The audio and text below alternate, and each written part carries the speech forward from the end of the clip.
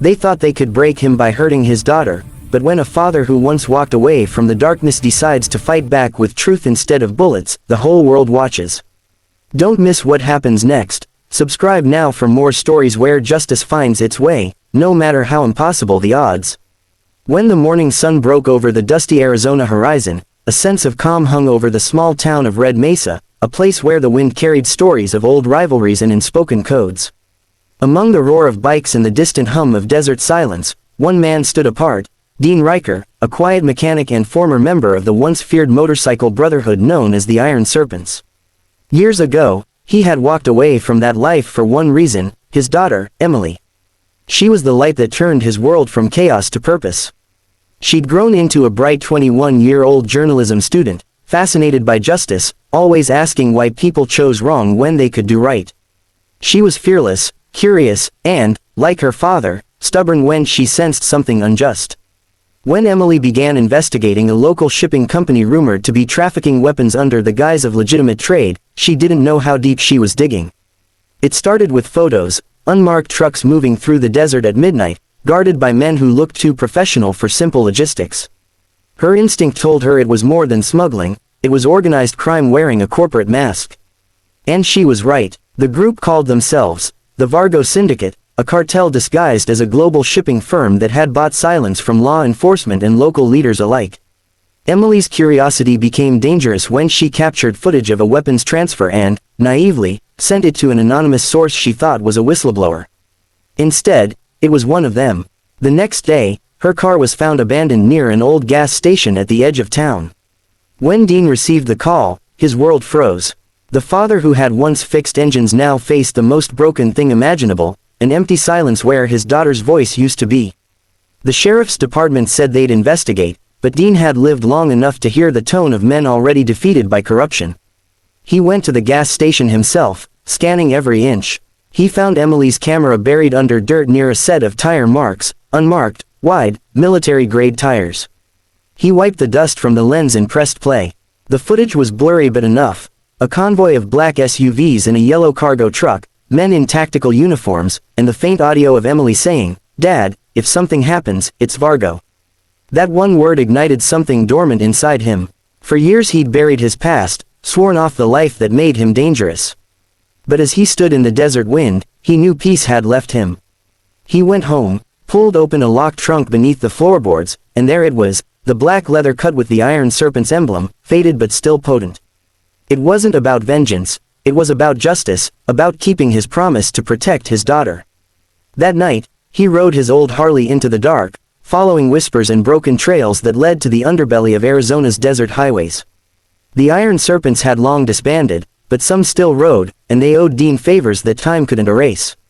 One by one, he found them, Rusty in Flagstaff, Boone in Mesa, Tucker in Tucson. They were older, slower maybe, but loyalty never rusts. When he told them what happened, silence fell like a funeral bell. Rusty finally said, "If it's Vargo, they don't scare easy. But neither do we." By midnight, a small convoy of roaring bikes thundered through the night, their headlights slicing through the sandstorm air. Dean wasn't leading as an outlaw anymore, he was leading as a father.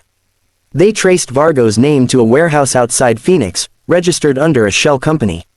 Through binoculars, Dean saw the same yellow trucks from the footage, guarded by mercenaries with rifles. He felt the old instincts returning, the ability to read danger, to plan, to strike without hesitation.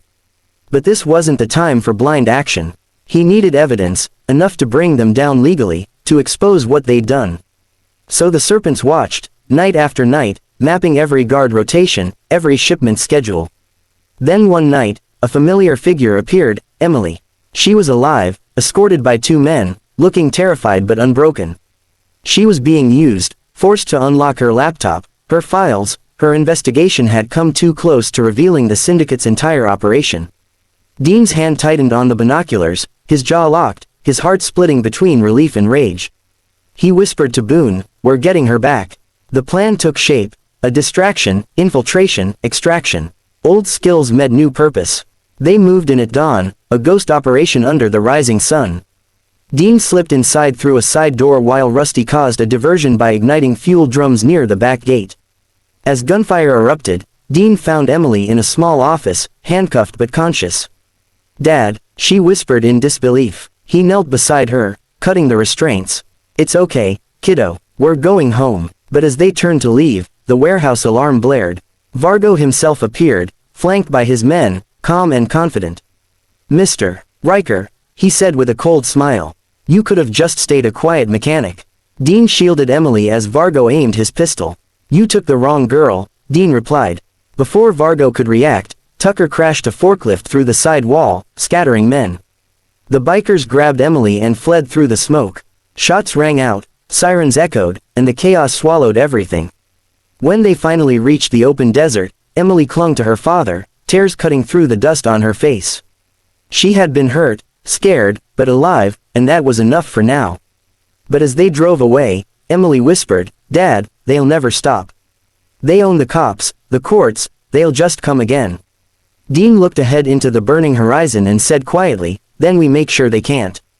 Dean knew exposing the Vargo syndicate required more than brute force.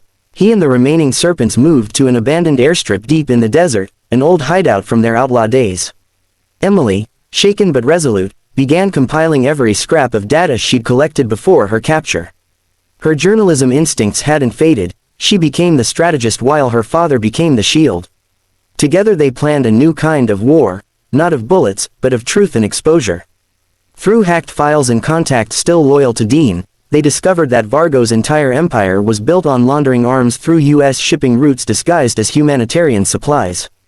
Emily uploaded the data to an encrypted drive and contacted a trusted federal journalist who could blow the story wide open. But timing was everything. If Vargo found them before that upload reached daylight, it would all end here. Meanwhile, in Phoenix, Vargo watched footage from his warehouse cameras, furious. The escape had humiliated him, but what burned deeper was Dean's name. He underestimated the quiet man.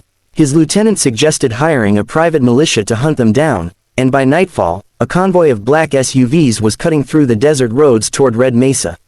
Emily's laptop showed an alert, incoming transmission detected. Dean looked out across the sands and saw the dust trails in the distance. The storm had come. "Stay low, he said, reloading his father's old revolver. "Today's the day they fall." The serpents spread out, forming defensive lines among the hangars and fuel tanks. It was a stand not for revenge, but for every innocent voice silenced by greed and fear.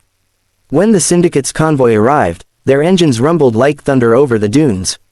The air grew heavy, tense, as headlights cut through the wind. Then came the first shot.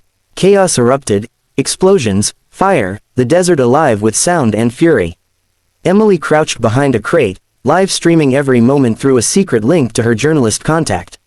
For once, the truth had witnesses. The syndicate men advanced, but the serpents fought smart, using their bikes to flank and disorient. Dean moved through the smoke like a phantom, protecting Emily's position while drawing fire away from her. He wasn't the outlaw they remembered, he was the man they feared becoming. Midway through the chaos, Vargo himself stepped into the open, shouting, "You think you can expose me, Riker?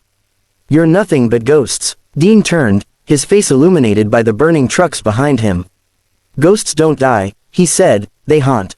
With one swift motion, Dean set off a chain reaction. Fuel barrels rigged with remote igniters exploded, trapping the syndicate's vehicles in a ring of fire. The desert sky turned orange, the storm of heat and sound swallowing everything. As smoke rose, federal helicopters appeared in the distance. Emily's livestream had reached millions, forcing the authorities to act. The world was watching, and Vargo's empire collapsed under its own exposure. When it was over, Emily sat beside her father as dawn broke, the last flames dying around them. The serpents, battered but standing, looked toward the horizon where sirens echoed closer. "You did it, kid," Dean said softly. "You made them see." Emily smiled faintly, leaning against him. "We did it." Federal agents arrived minutes later, arresting the surviving members of the syndicate. The evidence Emily had gathered sealed their fate: money trails, manifests, contracts, all revealed to the world. Vargo was led away in cuffs, his empire turned to ash. Weeks later, the headlines read, "Father and daughter expose international arms ring." Dean never sought fame, but the world saw him as something more than an ex-biker. He was the proof that redemption could fight back against darkness. The Iron Serpents disbanded for good, their names cleared by the truth they helped deliver. Dean reopened his small mechanic shop, and Emily returned to her studies, now a respected investigative journalist. On quiet evenings, they'd sit outside, the desert wind whispering across the plains. "You ever miss it?" Emily asked once. Dean smiled faintly. "The road, sometimes. The danger, never. But the feeling of doing what's right, that's worth every mile." And as the camera of fate zoomed out over the endless desert, a single thought echoed, a promise fulfilled, a bond unbroken, and a truth that no empire could bury again. Subscribe for more powerful, cinematic true justice stories that prove, sometimes the quiet ones roar the loudest.